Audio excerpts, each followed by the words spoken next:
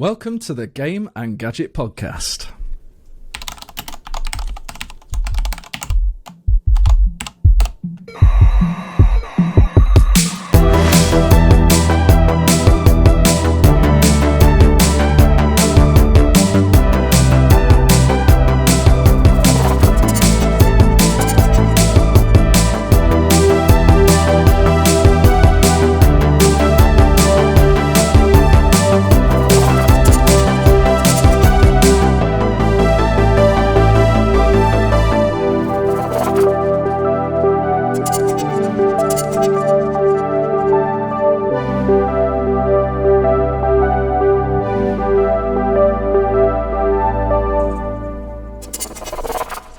I feel like I need to dance or something while that's playing. Yeah, I didn't want that to stop. That was great. It's 50 seconds long. It could not risk being any longer. 50 seconds is by sure enough. It gives me plenty of time to grab a drink, freshen up, and ready for the start of an roughly hour-long podcast. But anyway, hello everyone, welcome to the Game and Gadget Podcast. I'm James Woodcock from pixelrefresh.com, and as you can see, I have two very special guests today, and that's special, of course, in the positive, non-mental institution sense.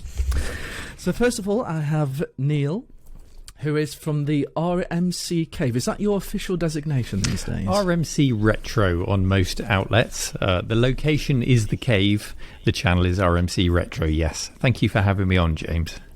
My pleasure, Neil. It's good to have you on again. I think we spoke probably about 9 months ago in a podcast last, or maybe longer than that, actually. And you just made the switch to That's your right. new digs. And yeah. So how's that going for you? There's been quite a lot going on recently. There's been an awful lot going on. I've been working as much as I can every month to turn this place into a museum that the public can come and visit. So I've been building a library that I'm sat in front of here. We've got a hands-on area full of systems that people can come and play on.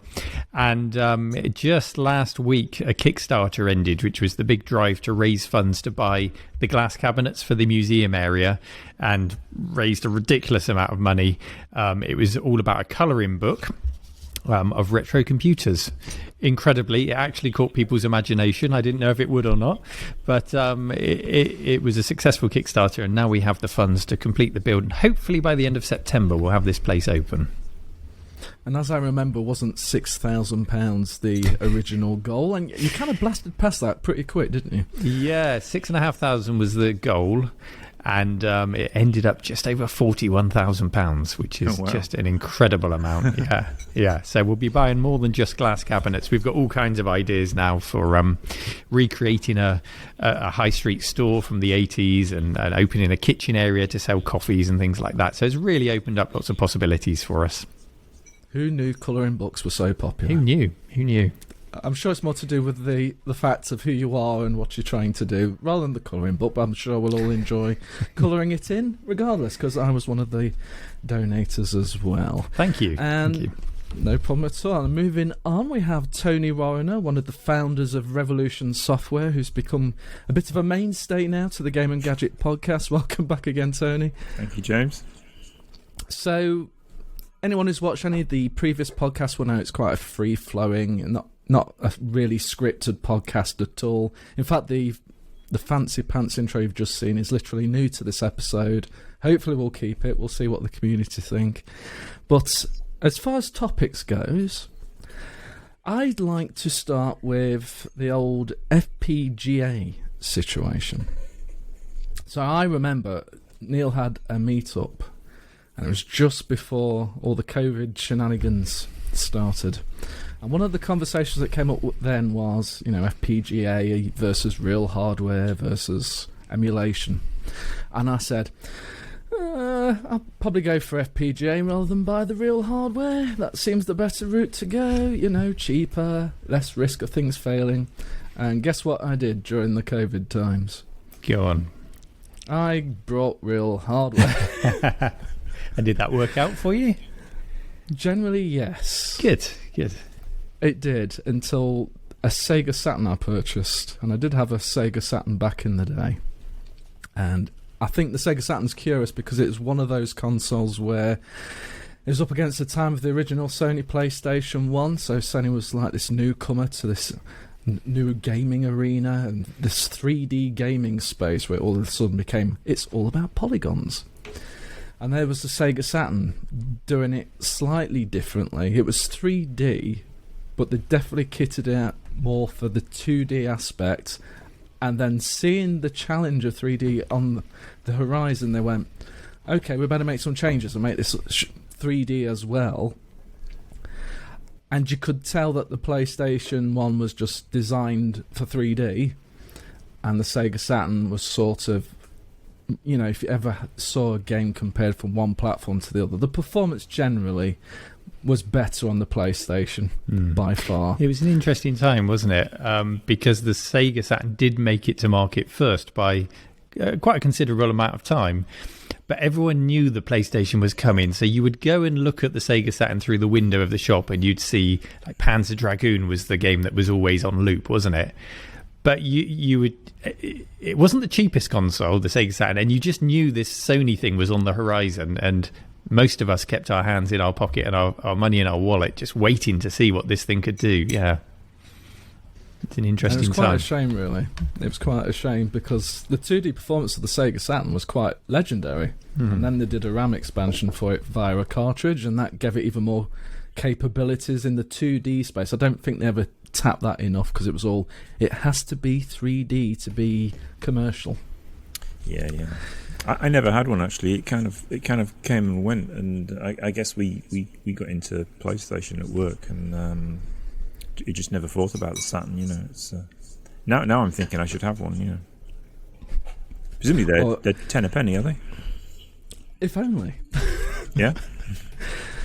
But certainly one of the risks of not going FPGA, and for those who don't know, FPGA is it's not emulation. I think we ought to make that very clear. Some people get very upset if you ever suggest it's emulation. So basically it's trying to act exactly as the original chips would, bit for bit. And obviously there's continuous improvements to get this even more accurate. But that's the goal, that's the aim. And certainly on things like the MiSTer FPGA, there's a lot of different platforms that are supported on that. What's the term though? They don't call it platforms, they call it... It's a core, isn't it? So each core kind of makes this FPGA chip, which is almost malleable, if you like. It will reconfigure all of those gates to act exactly like the original hardware. That's the idea. But the accuracy of that, of course, is still down to a human writing the core to behave in that way. So there is still scope for it to be inaccurate, but they're getting pretty mature, some of these cores, and very enjoyable to play on. But the best thing is, if you got a MiSTer FPGA, and I think you'd need to invest between £150 to £250 to get the kind of kit you'd need to get you up and running. Does that sound about right, Neil, to you? There's different ways. The traditional way is to have sort of a stack which starts with what's called the D10 Nano board that has the FPGA chip on, and you can run a lot of cores just with that. It's jumped up in price recently because it had a big discount for students, but it's about 130 to 150 pounds now.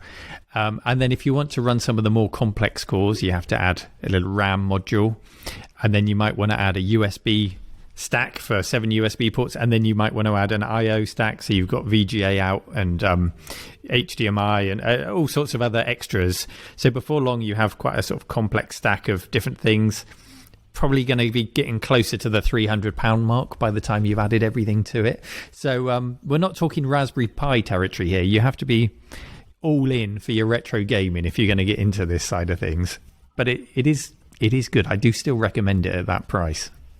And of course it's basically modern hardware. If you buy a Sega Saturn or a Sega Mega Drive or anything older than that, we're going quite a way back. We're going decades back. So obviously things like reliability becomes quite a concern. Which brings me back to my Sega Saturn. So all that time when we met up now, I said, oh yeah, FPGA is the way I was going. And then I bought myself a Sega Mega Drive, a SNES, a Saturn. It was COVID, I was bored. Facebook Marketplace has a lot to answer for, I can tell you. But the Sega Saturn I got worked a charm when it arrived, and it was the original VA0, which is like the very first model that was released in the UK. So that gives it some nostalgic quality that was like the very first model. There was like, I think it was about 15 different variations, and there may have been only very small changes along the line of the Sega Saturn, but that's certainly quite a bit. So I've got the very first one, that's nice.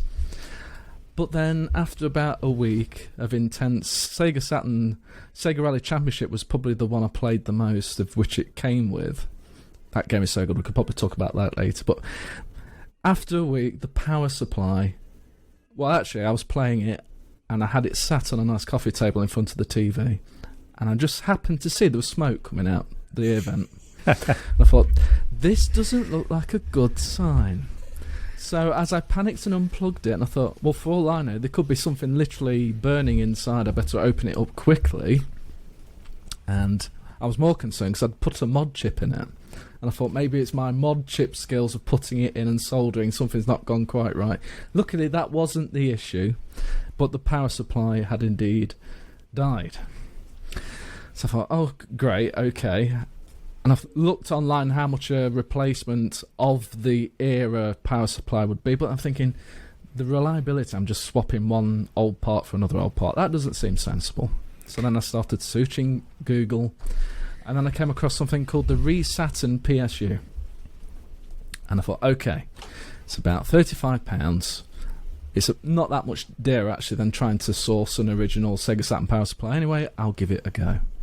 Installation was super simple, and you can tell it's got modern components on. If you can imagine, the power supply of the Sega Saturn PSU is about this long. The RMC Saturn's about this long in comparison. A dramatic difference in size. Probably a lot cooler running too as well. I'd imagine so. Yeah. And it's running a treat. But again, it was another investment on top of the investment of buying the console, getting a controller, getting a new SCART cable. Because I don't think on CRTs the SCART cables are that sensitive to interference and problems, but it seems when I'm going through an OSSC, it seems more sensitive to any interference, whether it's a visual or an audio interference. So I went for like some Pack-a-Punch, I think, cable. Oh, yeah. Works treat. All the interference pretty much gone. So that was another investment. So once you add it all up, that FPGA option looks more and more enticing as I think about it. But there's just something nice about holding an original controller. This is true. However, a big problem with your FPGA desires at the moment is the Saturn core. It's in very, very early days. You're not going to be playing Sega Rally on a MiSTer at the moment. If ever, it might need to wait until the DE10 has been replaced with something with an FPGA chip with more logic units, because we're not sure if that or the GPIO on it can even handle that. You know, the PlayStation and possibly the Saturn are probably the limit of the current MiSTer. It's not to say it won't happen in future, but yeah, you're probably better off, despite all that cost, with the Saturn if you're really into the Saturn.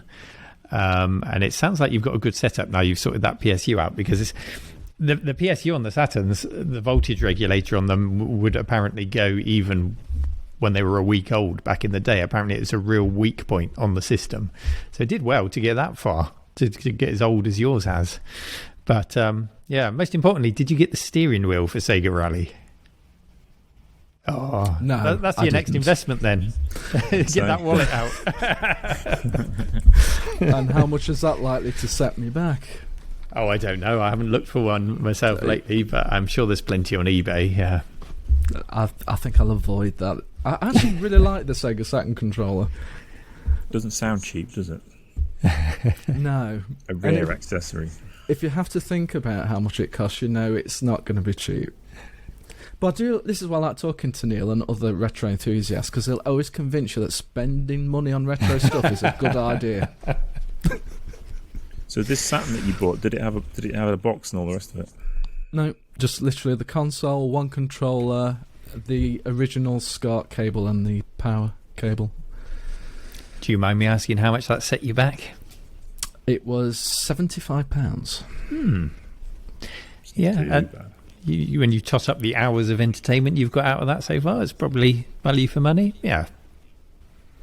and let's just tot up the new SCART cable, the extra controller, the mod chip, an OSSC. The list could go on and on. But yeah, as you say rightly, Neil, there's no FPGA full support for the Sega Saturn yet, and in time I'm sure it will come. Has your attitude towards the Sega Saturn changed through this period of ownership that you've had for it? Because we were talking earlier how we dismissed it for the PlayStation in the past. Have you found a new respect for it, or is it about what you were expecting? Good question. So back in the day when I had the original Sega Saturn, I wouldn't have brought the Sony PlayStation because it would have been another investment. And when you were a young kid, you chose one and that was it. Whether it was the right or wrong answer for you put your bet on. You gambled and you hoped what came out of it was going to work. But I went with Sega because I had the Sega Mega Drive. It made sense for me to go for them, the Sega Saturn. Sony? What the hell do they know? They're new to this space. I'm not going to risk that. And although they had some nice advertisements and stuff, it was still... I didn't have any friends who owned one either. So if I'd seen a Sony PlayStation in the world, maybe I'd have gone in a different direction. But I never regretted having a Sega Saturn back in the day. It's a good had point. Some great titles on it. It's worth remembering as well, we'd just seen things like the Philips CDI before the PlayStation came. So we'd seen companies like Philips and other consumer electronics companies that weren't traditionally involved in consoles. So, yeah, you're quite right to be cautious. You were wrong, but you were right to be cautious. So what happened to that original Saturn? Well, again, due to funds, it'd be a case of I'd sell whatever console I was going to be replacing and then buy the next one. I didn't have... I was a young kid. I was in my early teens, if not younger, when I was buying these consoles. So the thought of having two consoles at the same time from the same generation was highly unlikely.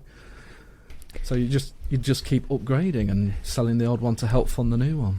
Yeah, on my estate, it was unheard of someone having two consoles. You had a group of friends. Friend had the Super Nintendo, a friend had a Mega Drive. I was the guy with the Amiga or the Amstrad CPC. No one ever wanted to come to my house, but we all powered round to everyone else's houses, and none of them had two consoles. No, that was just crazy talk. So I don't know, Tony, if you had two or more consoles in your bedroom. Well, I was computers really, and it wasn't really consoles in my day. So yeah, computers, they were kind of one at a time. But I mean, I did stack them up. I mean, I've never sold one ever, so I've still got my first computer, my Computers Lynx. I still got it. It's sat on the shelf up there, minus its box, which sadly minus the box. But otherwise, it still works. But I guess I can't remember what I got next. Actually, I probably got I got Amstrad CPC was next. And the Lynx would have gone in a box. Well, sadly not in its box. It would have gone on a shelf somewhere, and the Amstrad was the machine I used. And I only had one set up at once until later when we were like porting games and stuff. Because only then, like much later, I got a Spectrum and that kind of thing because we had to cross-develop, But then it was Atari ST. I had one of those, and eventually then the 8-bit machines went also onto the shelf. And it was just the ST. So yeah, only one running at a time. But I never sold them. I mean, I hoard these things, so which is the right move. I agree. I regret every machine that I've sold. I wish I've bought another Amiga and another Amstrad CPC. Yeah. It's not the same, is it? It's not the one I had in my room as a kid. I really do regret those sales. But like James, I had to sell them to fund the next one, so it wasn't really an option for me. Yeah. But Tony, just like you, I think the Sega Mega Drive was actually the first true console. But I had an Atari 2600, which was like, I guess you could say, the first console I ever owned. But then it was more computers. It was the Atari 65XE, it was the Commodore 64, and then it was the Acorn Archimedes A3010. So it was more that sort of traversal, and then the Sega Mega Drive, and then the Sega Saturn, and then it sort of followed more consoles than computers, I would say. But I think what put me off early consoles, I'm sorry for enthusiasts, I'm going to get some upset remarks probably for saying this, but when I looked at things like the original Nintendo Entertainment System, or the Sega Master System, I just could not cope with the music beep, beep, beep stuff going on. And then I compare that to something like even the Atari, 65XE or the Commodore 64, their music, it was music. It was basic music, but it felt more like music than beep, beep, beep, beep. So even now, when I try and play an original Master System title or a NES title, I can't get past the beeps. It just bothers me when I'm playing. Because I'm thinking, where's the SID chip? You won't be getting any sympathy here from original ZX Spectrum owners. What they had to endure. Yeah, I mean, the Spectrum was obviously better than the Commodore 64, but the 64 music was proper, I'll take that small win. They pushed that chip a long way. But early PCs was just a PC speaker, which was essentially beep, beep, buzz. So not a great deal of difference, I guess. Well, you pretty quickly had your Creative Labs C16 Sound Blaster 16 board, and you were away, Yep, I had a Sound Blaster 16 in my 486 DX2. I can still never get over the fact it had a turbo button for... Do you want 8 megahertz or do you want 66? Yeah, I'm going to drop down to 8. I mean, maybe it was useful for compatibility for certain things, but when I got mine, it was just permanently turbo. I was like, I'm in my racer. I want turbo mode.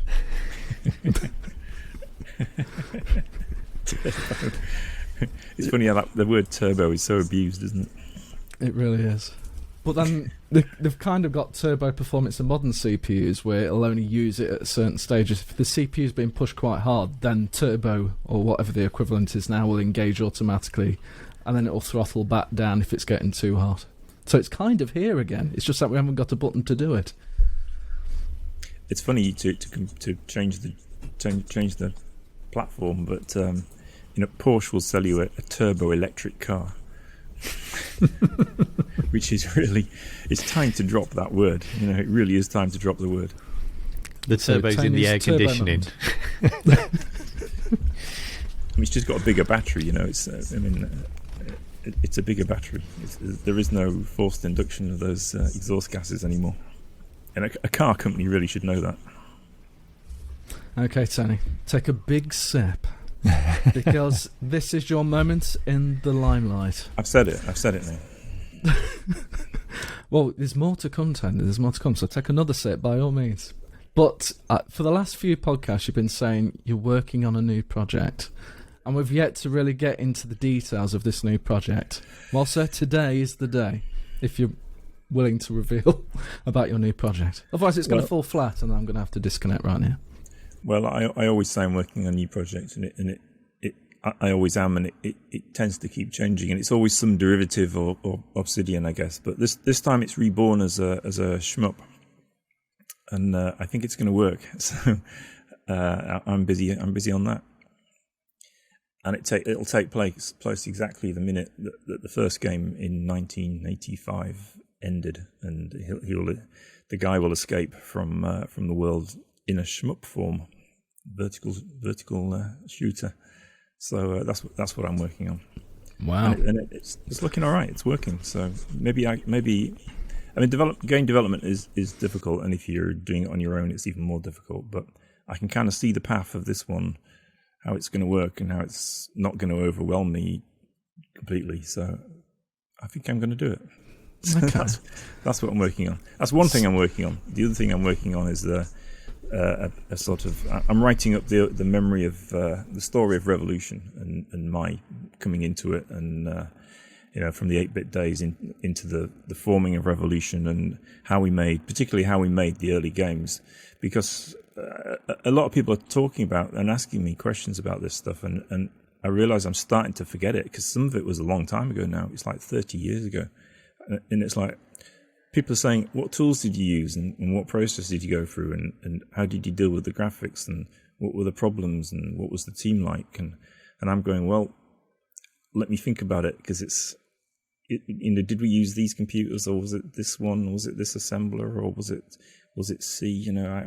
So I'm talking to people from back then and making notes and having conversations, and I'm going to write it all down and get some photos and stick it in a book or something. See if anyone's interested. But it's I think got to be done before we all forget it and die. I think it's really important to do that. When you look at the industry as it is now, you were right there at the start, right there at the beginning of what is now the biggest entertainment industry in the world, and people are going to want to know about that long after all of us have disappeared. So it really does need to be recorded for the history books. I think it's important. Yeah, it keeps surprising me that people just keep asking me stuff. How did you do things? It's over and over again, and it just dawned on us here that we should try and document it. So yeah, I'm finding people that worked on it and asking them questions. And it's interesting because I remember some things, other people remember other things. You know how you remember something from years ago and you can't really remember why, but you can't remember what you had for lunch on last Wednesday, but you can remember something from 1992 that just was something in a day that was a key moment. And so teasing those key moments out from people's memories is what I'm doing at the moment. It's quite interesting. Someone has to do it. Absolutely. Well, I'm sure you've got our full support, but what do you need really to make this a thing? Is it all ready to go, or is it like a next step? It's like anything. I just need to do it, and then assemble the information. That's kind of a fun and not too difficult bit, and then I have to write it. That's a little bit harder, but it occurs to me it's a lot easier than writing a video game. So maybe I've got the stomach for it. Oh, it says that now. It's got to be. There's no technical problems. We'll ask you this again in a year's time, and we'll see what you say. Yeah. We'll find he's turned it into a choose your own adventure, so it's not a linear book, and made it as complex as he can. Turn to page 15 to find out what happens next. Yeah, well, or we make the movie version, Okay, who would you like to play you? Which Hollywood actor? Well, me. It's got to be the guy, and I can't remember his name, but you remember I can't remember the film now. Blooming heck. Keanu Reeves, the Bill and Ted, the other one. That guy. He looks a bit like me, or did do back in the day. So he's the man for that job. He's put thought into this. I like it. Yes, it's all thought through. But going back to Obsidian, then let's rewind the clock a little and go. Tell me about Obsidian. Why is that the one you've chosen as it's going to have the sequel? Just because I always said I'd write a sequel to it, and I was going to do it at 25 years, and I was going to do it at 30 years, and I've missed all these dates, and I just need to, I need to get some confidence back as a lone developer. So I need to pick a project that I can actually finish, do it, have some lineage to what I did before, and then I can kind of close. I need closure on that pledge I made all those years ago to write a sequel. So I'm really going to do it, and that's why. It's just because it goes back to that game, and it needs to. I need to do what I said it was going to do, like back in 1986 or something. It sounds like you've got a severe itch that you need to scratch. This one, I've got to do it just to prove I can do it. Yeah. Just out of interest, it doesn't matter how bad it is. What will you be developing it in? Will you be using something like Unity or one of those engines, or what will you use? Yeah, I'm a Unity guy now. Okay. I wasn't. I resisted it for a long time, like a lot of people of my generation. We couldn't get used to how it worked and the workflow and just the general approach. But I've been doing it as a job for like 2-3 years, and now it seems natural to me to do things in Unity. So if it makes it easier and it solves the problems that it solves with platforms and Android and iOS and all the stuff you don't want to know about, really, that just get between you and actually making a game. Unity does solve those problems as well as anything does. So, C# I like, so let's just go with it. That's why. So what do you have right now then for this sequel? How does it look? Well, I mean, it's it's you've got the ship and you can shoot things and weapons float down and things blow up and the starfield works and the score works and the structure's all there. It's just a case of filling in that with the content. So more baddies and more weapons and shields and stuff. It's just a case of filling that stuff out and then making the levels, and the twisty, strange things that I want to put in to differentiate it from similar games. Is there anything from the original games that you can go back code-wise and just almost drop in, like, I don't know, the maths involved in the patterns to make the enemy swarms come in and spin around and things like that? Or do you not even look at the old code at all? Not the code, because it was more what we called in those days an arcade adventure, so there wasn't even any shooting in it. It was like exploring and puzzle type stuff, collecting things and dropping things. But it was written in hexadecimal assembler, so there's not a lot to pull out of that. Interestingly, I've got the graphics in PNG form that someone pulled out of the CPC ROM.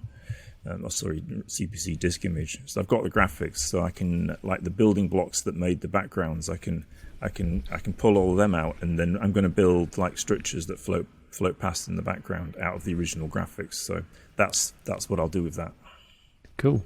I mean, it's very low res, but I think it'll look all right actually, because they were blocks. They were like base relief blocks. They actually expand quite nicely. So yeah, those guys will get another outing, I think. So how are you going to handle things like? Because would you say it's a fair comment to say you are a programmer, but you're not necessarily the graphics guy or the sound effects guy or the music guy? Yeah. The programming is the bit that I can do. Yeah. So I'll need some more graphics from somewhere. Well, I think you know someone who can help with that. I'm not talking about me. Do I? Yeah, well, I thought your better half would have maybe. Yeah. I mean, she might draw the central character. She's agreed to do that, and a helper character. I don't think she's kind of going to the bad guy. The alien swarms and stuff. I don't think she's up for that. She's busy doing her graphic novel. So I think it would cost a lot of money actually to pry her away from that. So as we're on the thread, she's laughing. Negotiations are ongoing. Oh, I'm sure they are. She's thinking about how much it's going to cost. So when we're talking about these original titles, I know one of the things we discussed, and you pointed out that you'd posted on the Facebook group, and was Broken Sword, and how you'd actually done like a little test with the new artificial intelligence, because everything's got AI these days. Everything. I mean, literally in my brain they're going to put some artificial intelligence one day, but that's a topic for another podcast. But anyway, the point is it's being used now for enhancing old imagery and up-resing, so we say. So we've seen in emulators actually from many years ago where it would add filters, and it's sacrilege to a lot of people to change those original, what we would call pixel art nowadays. They never called it pixel art years ago. It was just that was the limitation. That's what they did. But now you can use filters to basically make it look smoother, maybe a little bit more like it's been drawn in a modern time. And some of it's more successful than others. And AI is doing a similar kind of thing where you can take an old 640 by 480 image and blow it up to 4K, and it will do its very best to interpret the details that it thinks should be there that aren't if you just naturally took it and made it larger yourself. And you've tried this on Broken Sword. You've done a 2x increase, and the results are actually really nice. And you can never tell with these things. It was a lot better than expected, yeah. That's why I posted, to see, just to kind of mess with people, really. But it looked all right, didn't it? I mean, I didn't think it was going to work, and we ran it through, and we were like, "Whoa, this stuff actually looks all right," So, I mean, in theory, Revolution could take that road, and they could do a remastered Broken Sword, and it would actually, I think, it would be pretty nice, The thing about Broken Sword is people are still playing it. but it's a bit of a creaky old engine now, and it's still playing very low res. So you could put it in a nice fresh engine and up res the graphics a bit, and it'd be quite a nice thing to have, I think. Keep it going a few more years. There was another example of this week. I don't know if you saw the Simpsons Hit and Run remaster that someone did this week. In the space of just 1 week, they put this thing together using the Unreal Engine. And the guy, he managed to rip the maps because it's a 3D game, so ripped that, but also ripped the textures. And he was scaling it all up to 4K, but of course the textures just looked awful. And the secret source for him was this thing called Gigapixel AI, which used AI to upscale. So it's not just interpolating the pixels; it's actually intelligently drawing extra bits what it thinks should be in there. It's incredible how it works, and it just worked beautifully. It just scaled up this old PlayStation 2 game to 4K. And then he did the rest with the physics and whatnot, and got a pretty good looking version of Simpsons Hit and Run in the space of a week. So I it's think amazing. that's the one I was using, actually.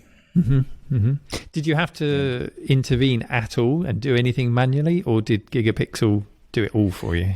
No, I just dragged the files in. I just dragged the PNG in, and it didn't touch anything, and had it spit out the PNG at the other side. I didn't mess with it at all. I just like file in, file out. I mean, I didn't even look at it long enough to figure out if there was anything you could adjust. There may or may not be. But yeah, I mean, it sits and thinks about it quite a long time. It's doing something, and then out the other side comes quite an impressive result. Because you can't get something from nothing. You just can't. The Blade Runner scene where he goes zooming in and goes around the corner and stuff. I mean, you can't do that because it's not there. It's a photograph. You can't see around corners, and you can't enhance nothing into something. To reveal detail that's not there. But somehow this thing, it really does do some. It pulls some trick to fill in the detail. Somehow, it's kind of magical in a way because you can't see how it's doing it. So let's say tomorrow somebody gave sign-off and said, yeah, we've got to do a Broken Sword 1 remastered. This is fine in the sense of, backgrounds and interface elements seem like prime targets for an AI upscale. But when you start thinking about animation and the connection between those animations, I'd imagine that's going to be quite a bit more complicated. Well, probably not, because they're all there as bitmaps in the pack files for Broken Sword. So I mean, we at Revolution we were very bad at archiving because we never thought there was any future in something we just published. So we would very rapidly lose what we just worked on. And of course, we don't have the original source materials, or not very many for Broken Sword. And besides, they were drawn at the resolution they were used at, which was relatively low. So even if we had them, we'd still be in the same position. So the job for a Broken Sword Remastered is to take the original game and write some code to pull the resources out, put them back into PNG format or whatever, a lossless or something, and then feed them through this megapixel thing, so they come out the other side enhanced, and then reassemble the whole lot back into a new pack file and push it through an updated engine, because the engine sources still exist. So it's not too difficult to figure out how to do that.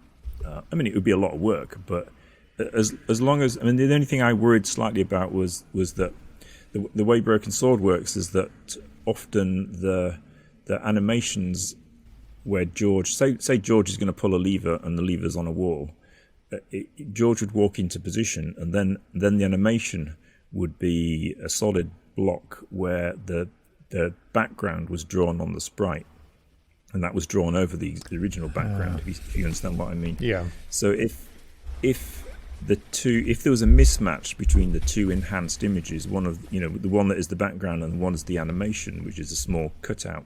If there was a mismatch there, then you would see the edge, and it would look wrong.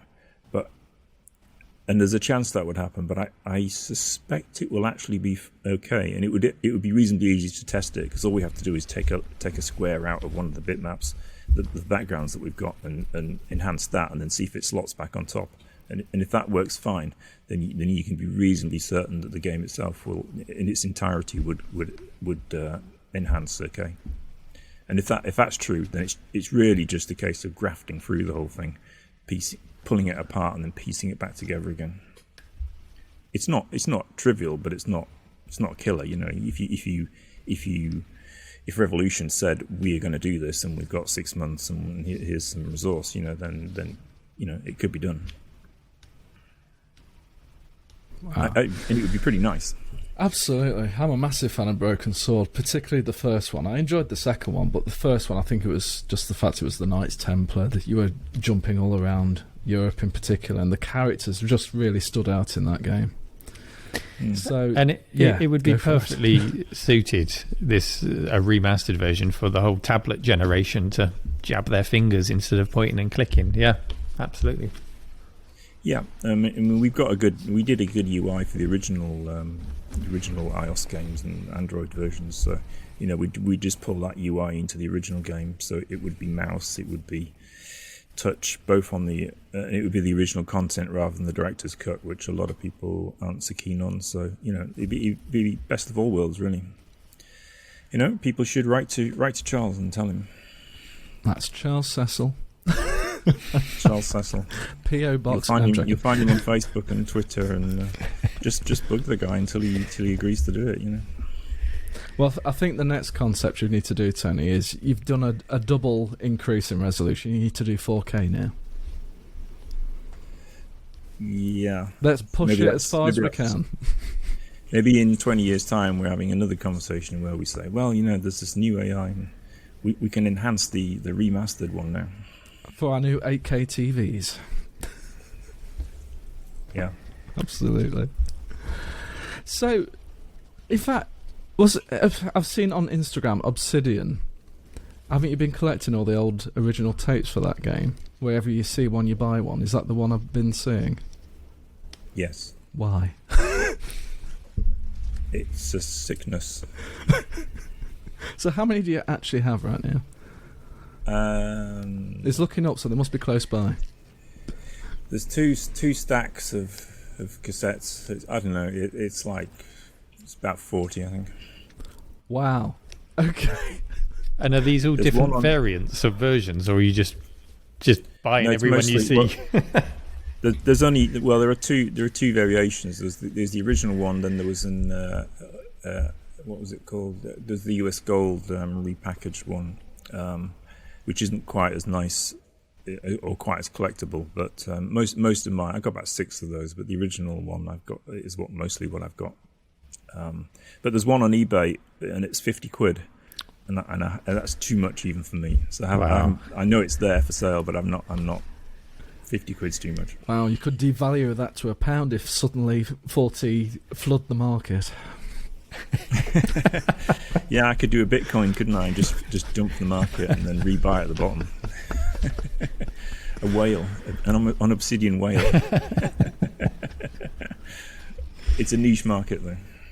And Neil, in the kind of FPGA space, haven't you been working on something in collaboration as well? Yeah, so I share this building here with an electronics company who have a rich history in FPGA development and video games as well, going all the way back to the mid-80s. They developed a console called the BBC Bridge Computer, which was a console dedicated to the game of bridge, which I know nothing about, but wow. You know, they did, and way before that in the 60s and 70s, they did Fruit Machines.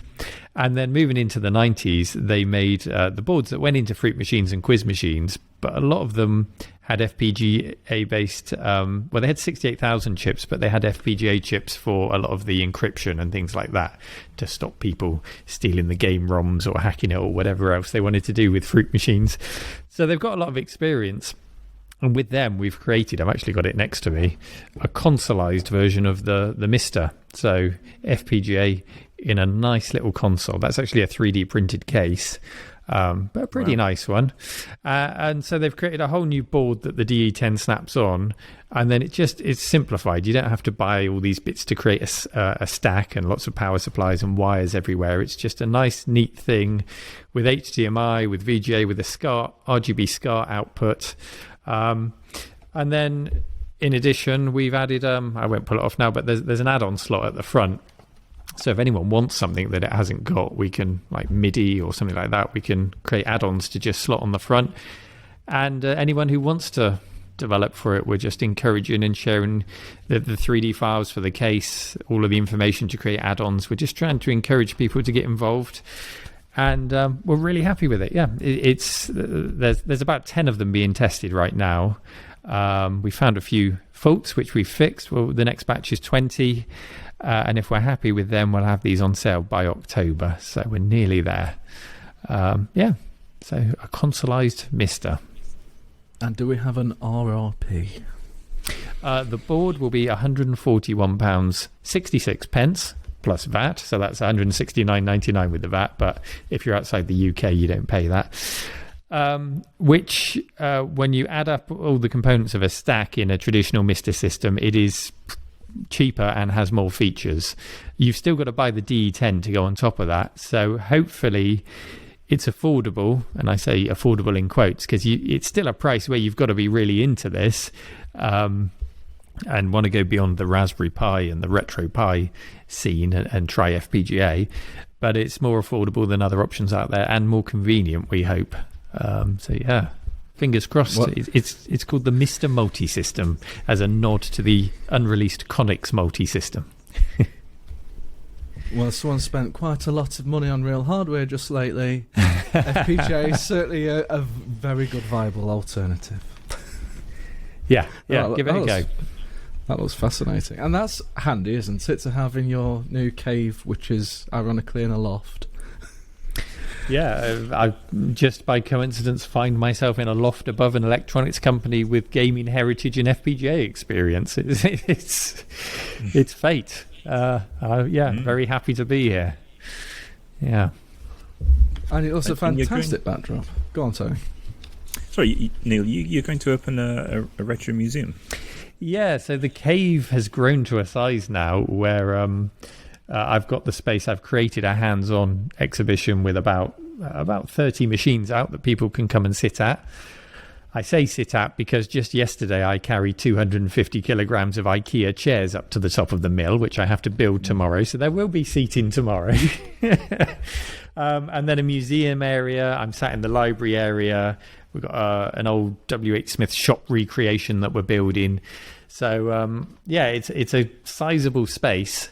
And after September, we're going to open it up to the public. So, it's down just outside Stroud in Gloucestershire. Right. And if all goes well, there's more space behind me where we can put arcade machines. So I want to hopefully be successful enough to open what I'll call the secret arcade, because it'll be hidden behind these bookshelves, and get some classic arcade machines in there. Yeah, that's the plan. It's kind of a dream of mine to open a retro computer museum. You know, I went to the one in Berlin. And was quite inspired by that, you know, but I saw lots of gaps in what they had, you know, UK specific gaps really as much as anything, and I kind of thought we could take that idea and do it in the UK, you know, it'd be brilliant. Yeah, but you know, it's the justification I have for buying old machines. There's nothing else. It's all prepping for this amazing museum. Yeah, well, you'll have to get over here sometime and. Absolutely, yeah. Share those ideas. Have you got Obsidian, Neil? I'm going to go through all my tapes and have a look, because it's not until now that I've got the space to actually unpack everything. You know, up until now, I'll make a video, it goes in a box, it goes in storage because I haven't got the space for it. But now the museum cabinets are arriving, I'm starting to pull all the tapes out, because they all, you know how cassette tapes, they get a bit grimy and dirty and they all need a wipe down, need to check they all work and things like that. So I'll be looking out specifically for Obsidian, yeah. So how do you check? Worth a lot of money. Well, at the minute, yeah. As long as the market isn't flooded, it'll be absolutely fine. So how do you check a tape? Because I imagine you can't play through the whole game. It would be like level 1 load, level 2 load. If it's a multi-loader, I guess. Yeah. I do have a little 5.25-inch tape drive that goes into a PC, so you can just put a tape in and rip the WAV file out of it. It does it in real time, so it's no quicker than just loading the game. But you can then load that into an emulator and check it.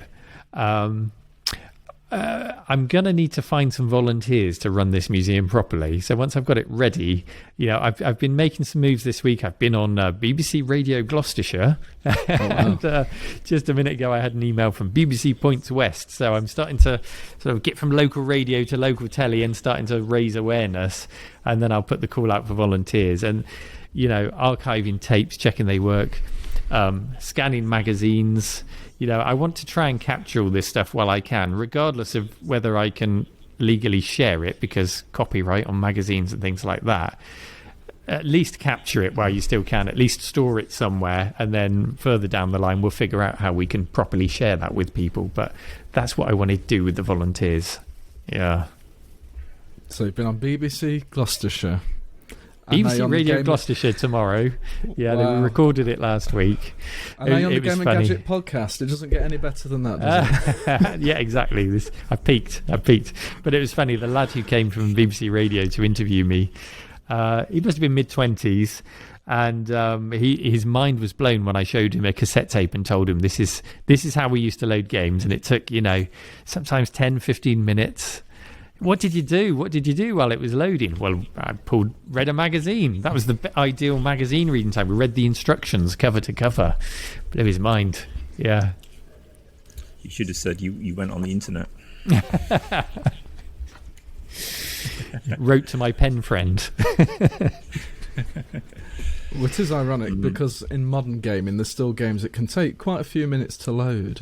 And I tend to just grab the smartphone and start looking at Twitter or Facebook or whatever else, just to pass the time while I wait for. But we didn't have such luxuries back then.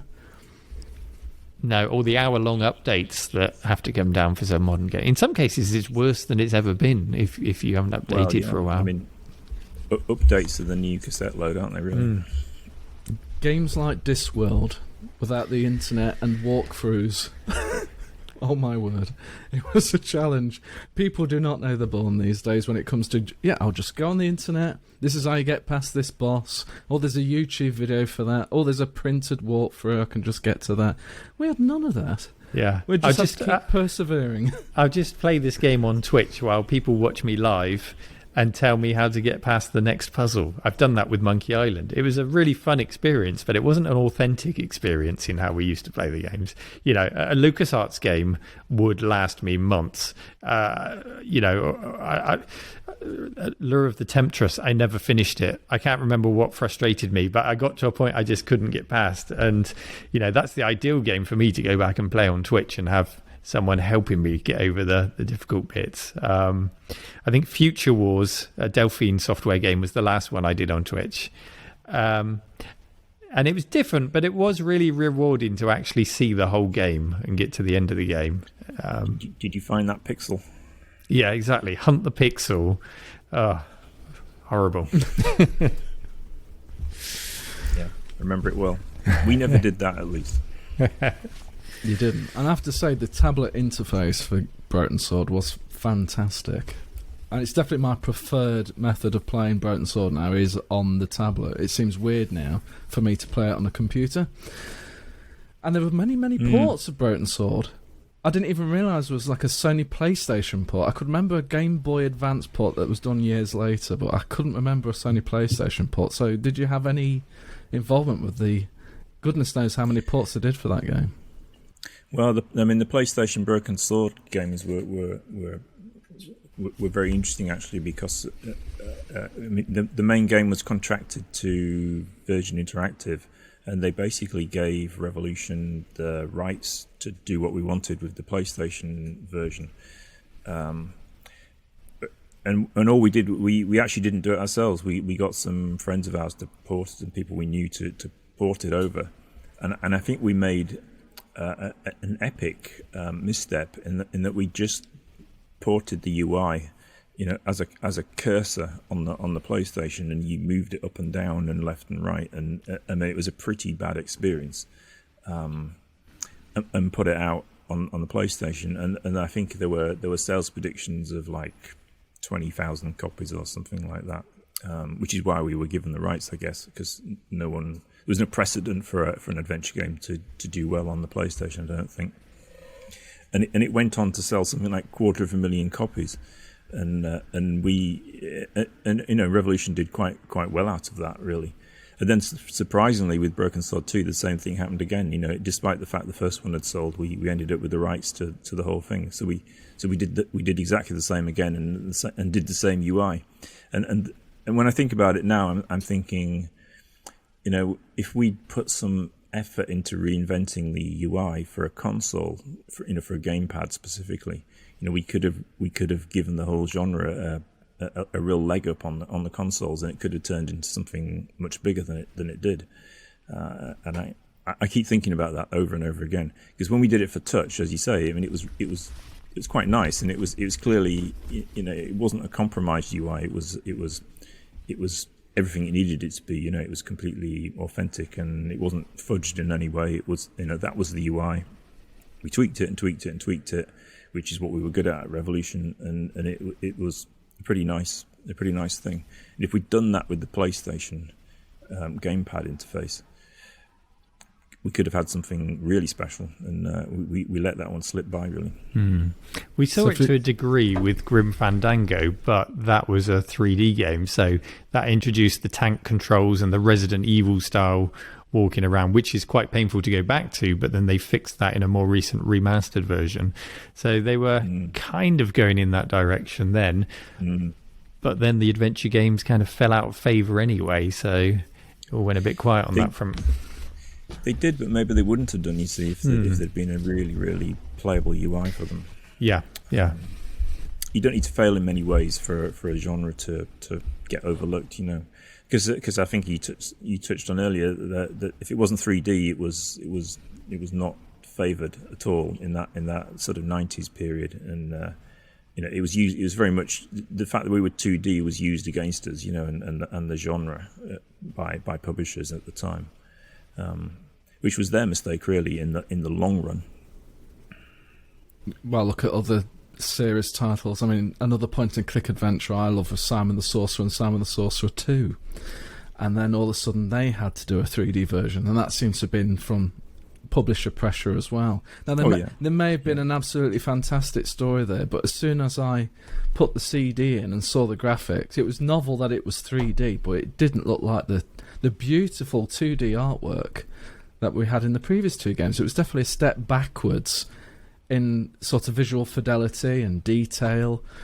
Again, the story may have been great. I don't know. I looked at the visuals and was like, I can't play this. But at the same time, you were talking on your last podcast about 3DFX cards. You'd invested this money in this 3D card. You would have been disappointed if you hadn't seen that being worked as well. So, yeah. It's true. I guess there's certain genres where 3D works very well and 2D works very well. And the Grim Fandango kind of looked for that balance. It had those pre-rendered backdrops, but the character was 3D. And the way you controlled the character, you were moving him up or you're moving him left or you're moving him right with the controller. You weren't actually pointing at a thing and selecting necessarily. You're actually moving the character himself. Simon the Sorcerer 3D was all 3D. And I think maybe they were a bit too over-ambitious. Right. If they had gone for a pre-rendered backdrop, maybe all sins would have been forgiven. They could have gone and had more detail, and just the character being 3D would have been enough. But it was all 3D, so if you ever... The thing I remember most about Simon the Sorcerer 1 is walking through the forest and hearing the bird song and that beautiful MT32 music going off in the background with the flutes and everything. And then you go into Simon the Sorcerer 3D and it's just like flat polygons that's meant to be grass, and it just wasn't the same. And it's all about traversal, more so in 3D I would say than 2D, about getting from one place to the other. It really needs to pull you in more so than even 2D, and it just couldn't do it. So even my 3DFX looked at Simon the Sorcerer 3D and went, "Whoa, what can I do with this? There's not enough polygons here." So it was definitely sad, and I remember loads of fans crying at the time that, "Oh, there's going to be a 2D Simon the Sorcerer 3. Yeah, we've got to do it. And it never materialised, unfortunately. But I'm curious at what a 2D Simon the Sorcerer 3 would have been like. They were dark days for some of us. Indeed. Well, let's try and end on a high note.